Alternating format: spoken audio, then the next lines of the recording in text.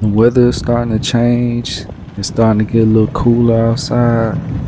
So I decided to go ahead and take the 1436 out with my Yamaha Enduro. Now I know technically this isn't an official Yamaha product, or so they claim. But I mean, when I talked to the supplier, they told me that their outboards are created with OEM parts for Yamaha.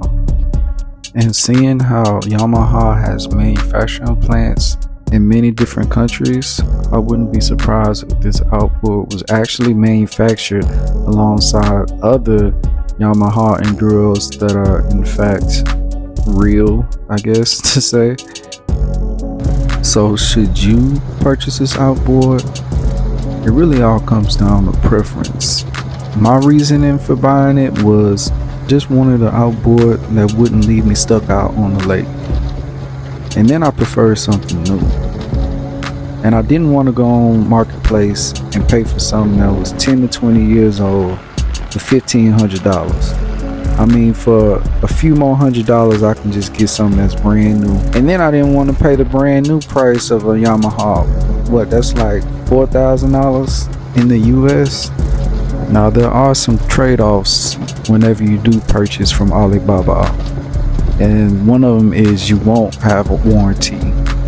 But for me, that's not an issue because if something goes wrong with the outboard, I'll just fix it myself.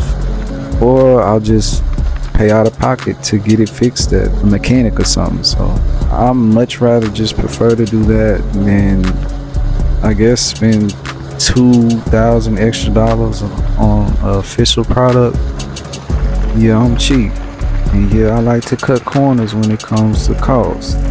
Now, if you somebody who needs to have a warranty and likes to have everything official and all that, take your ass to the local boat dealer and just get you a Yamaha outboard from there.